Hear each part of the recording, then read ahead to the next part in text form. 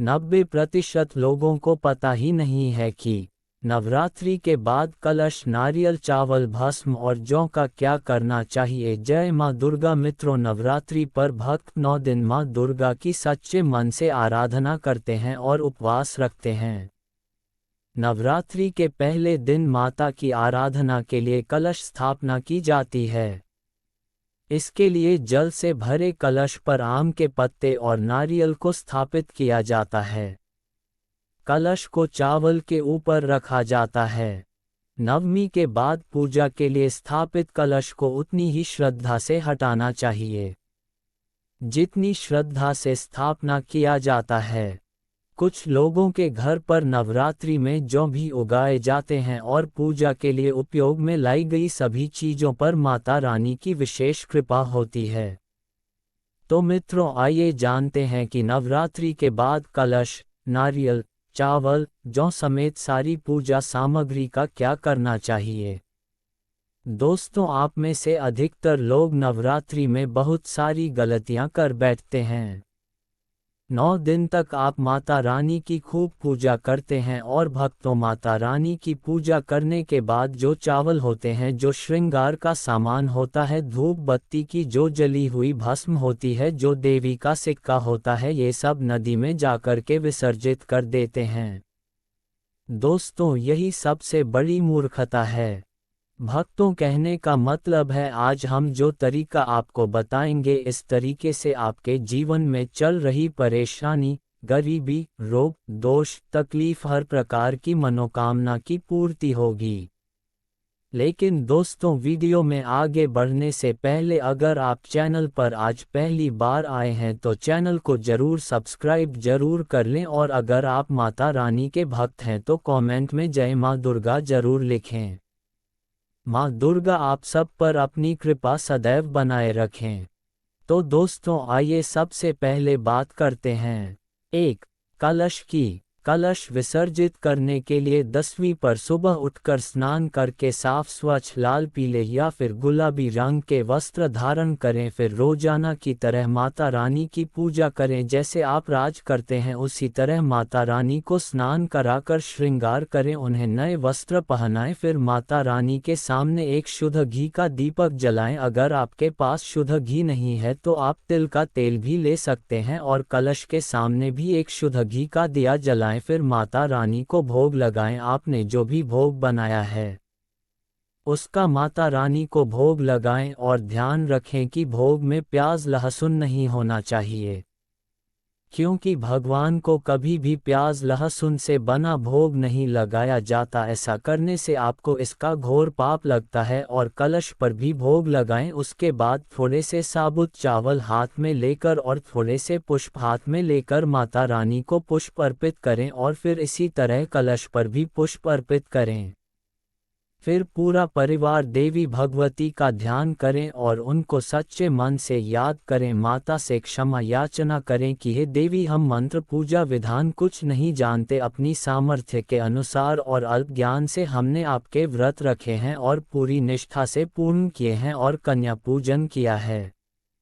देवी, हमको क्षमा करना। अगर जाने अनजाने में हमसे कोई गलती हो गई हो तो हमारे परिवार कुल को अपना आशीर्वाद प्रदान करो। इस घर में सदैव विराजमान रहो, हमारी हर तरह की समस्या को दूर करो, हमको सुख, समृद्धि, विद्या, बुद्धि, विवेक, धन, यश प्रदान करो। फिर देवी सूक्तम का पाठ करें। फिर माता रानी के इस मंत्र का 11 बार जाप करें। मंत्र है, या देवी सर्वभूतेषु शांति रूपेण संस्थिता, नमस्तस्यै नमस्तस्यै नमः। अब भगवान श्री गणेश, नवदुर्गा माँ और समस्त देवी देवताओं से हाथ जोड़कर प्रार्थना करें कि भगवान जी, आज हम इस कलश को विसर्जित कर रहे हैं। आप कलश में से निकलकर हमारे घर, हमारे मंदिर में हमेशा के लिए वास करें और अपनी कृपा हम पर सदैव बनाए रखें। इस तरह प्रार्थना करें और कलश के ऊपर से ढक्कन हटाकर कलश को उठाकर अपने माथे से लगाएं। 2. अब बात करते हैं कलश के जल की। कलश के जल को आम के पत्ते की सहायता से सबसे पहले अपने और अपने परिवार के ऊपर छिड़क दे। इसके बाद आप रसोई घर में कलश के जल को छिड़क दें, क्योंकि रसोई घर में माता लक्ष्मी का वास माना जाता है।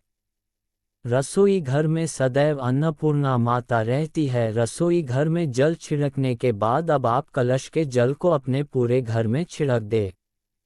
कोई भी जगह बिना जल छिड़के ना रहने दे। अपने मुख्य दरवाजे पर भी छिड़क दे। ध्यान रखें, कलश के जल को अपने बाथरूम में और कूड़ा रखने के स्थान पर ना छिड़के। ऐसा करने से आपको घोर पाप लगेगा। घर के मुख्य द्वार पर भी कलश के जल को जरूर छिड़के। पूरे घर में जल छिड़कने के बाद अब आप कलश में से थोड़ा थोड़ा जल अपने और अपने परिवार के सहित प्रसाद के रूप में ग्रहण करें। थोड़ा थोड़ा जल सभी घर के सदस्य पिए।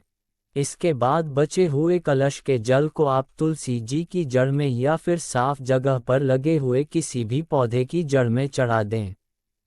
ध्यान रहे, कलश के जल को भूलकर भी किसी नाली में ना डालें, वरना 9 दिन का पूजा पाठ सब बर्बाद हो जाएगा। 3. नवरात्रि में जो बचे हुए माता रानी के चावल होते हैं, खड़े हुए चावल होते हैं, इन चावलों को आप अपने भंडार में रखें।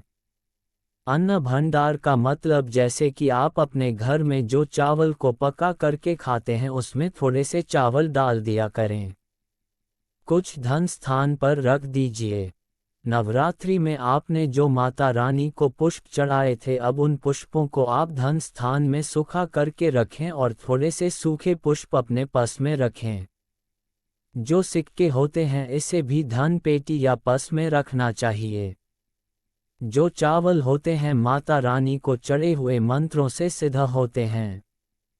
चावल माता रानी को चढ़े होने के कारण नवरात्रि में माता नवदुर्गा साक्षात स्वरूप में विराजित रहती है, तो ये जो चावल होते हैं जागृत अवस्था में हो जाते हैं। यदि भक्तों आप इस प्रकार के चावल को खाते हैं, मतलब जब भी आपके घर में चावल बने तो इसमें से थोड़े से चावल आप उन बनाने वाले चावल में डाल लीजिए। आपको सारे चावल नहीं डालने हैं, इससे आपके शरीर में जो भी बीमारी है, कोई रोग है, कोई दोष है, वह सब दूर हो जाते हैं।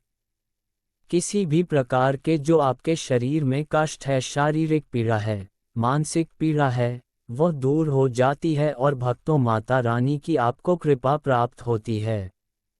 माता रानी की कृपा से शरीर में एक ऐसी ऊर्जा उत्पन्न होती है जो सदैव आपको शांति प्रदान करती रहेगी और आप जहां भी चले जाए, जिस भी कार्य को करिए, वह कार्य आपका सफल होता है। और भक्तों आपको एक बात और, जब भी आप इन चावलों को थोड़ा सा खाते हैं आपका पेट भर जाता है, यानी कि इसमें तृप्ति जल्दी मिलती है और आपके घर में कभी भी अन्न की कमी नहीं रहती है। 4. आप में से अधिकतर जो भक्त हैं माता रानी को श्रृंगार का सामान जरूर चढ़ाते हैं। अगर कुछ भी नहीं तो कम से कम एक चीज़ तो जरूर चढ़ाते होंगे, और श्रृंगार का सामान चढ़ाने के बाद इसे आप लोग नदी में बहा देते हैं या फिर अन्य को दे देते होंगे, तो ऐसा आपको नहीं करना है। जो श्रृंगार का सामान आप चढ़ाते हैं ये बहुत ही पवित्र होता है। माता रानी के लिए 9 दिन के बाद इस श्रृंगार के सामान को आपके घर की जो शादीशुदा महिलाएं हैं उन्हें देना चाहिए, क्योंकि माता रानी के इस श्रृंगार में अखंड सौभाग्य छुपा रहता है। इस वजह से जो भी महिला इस श्रृंगार को प्रयोग करती है, इससे उसको अखंड सौभाग्य की प्राप्ति होती है। जब तक वह माता बहनें माता रानी के चढ़े हुए श्रृंगार करेंगी, तब तक अगर साक्षात स्वयं काल भी उनके पास आ जाए उनके पति को ले जाने के लिए, मृत्यु के घाट उतारने के लिए, तो उनका बाल भी बांका नहीं कर पाएगा, क्योंकि माता रानी स्वयं उस स्त्री के सुहाग की रक्षा करती है। उस स्त्री को अखंड सौभाग्यवती की प्राप्ति होती है। महिलाएं घर की साक्षात लक्ष्मी होती है। 5. अब कलश में डले हुए सिक्के का क्या करें ये जानते हैं। कलश में से सिक्का निकालकर अब आप अपने धन रखने के स्थान पर उस सिक्के को रख दें। आप चाहे तो सदैव अपने पस में भी उस सिक्के को रख सकते हैं, लेकिन याद रहे कभी भी आपको उस सिक्के को खर्च नहीं करना है। इसको तिजोरी में रखने से माता रानी आपके घर में धन धान्य की बढ़ोतरी करती है। इसे तिजोरी में रखने से धन में बरकत होती है और कभी भी आपके घर में धन की कमी नहीं होती है। 6.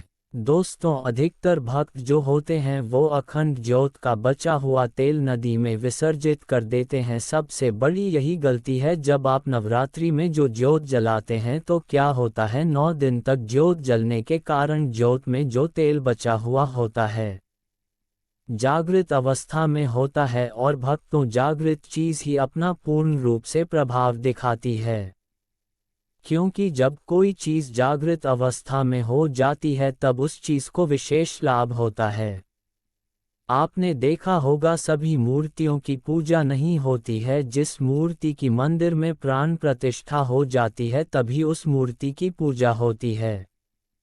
इससे पहले मूर्ति की पूजा नहीं होती और वह अपना पूर्ण आशीर्वाद नहीं दे पाती है। तो भक्तों, कहने का मतलब है कि ज्योति का जो बचा हुआ तेल होता है जो जलने के कारण जागृत अवस्था में हो जाती है, तो अगर आपके हाथ पैरों में दर्द होता है या शरीर में किसी भी प्रकार का दर्द होता है या सर दर्द, कमर दर्द आदि, आपको किसी प्रकार की कोई तकलीफ है, किसी ने आपके ऊपर काला जादू कर दिया हो, तो इस स्थिति में आप क्या करें, जो ज्योत का बचा हुआ तेल होता है आप अपने सिर में लगाएं। अपने शरीर में जहां दर्द होता है उन हिस्सों पर लगाएं तो आपको इसका लाभ देखने को मिलेगा। इससे शरीर पर कैसा भी तंत्र विकार लगा है, किसी ने काला जादू, भयंकर काला जादू कर दिया हो, तो यह माता रानी की साक्षात कृपा से तत्काल ही खत्म हो जाता है। 7. कलश में पड़ी साबुत सुपारी और हल्दी की गांठ। आपको उसे कलश से निकाल कर तिजोरी में सिक्के के साथ ही रखना चाहिए। इससे आपके घर की परेशानी जो पैसे को लेकर थी वह छूमंतर हो जाएगी और आपके घर में बरकत होना शुरू हो जाएगी। इसके बाद कलश और अखंड ज्योति पर जो कलावा बंधा है उसे खोलकर आप अपने हाथ, बाजू या फिर गले में पहन सकते हैं या अपने परिवार के किसी भी सदस्य को पहना सकते हैं। आपको लगता है कि आपके घर कोई बच्चे को नज़र लग जाती है या कोई बड़ा बीमार रहता है तो आप उसे यह कलावा पहना सकते हैं।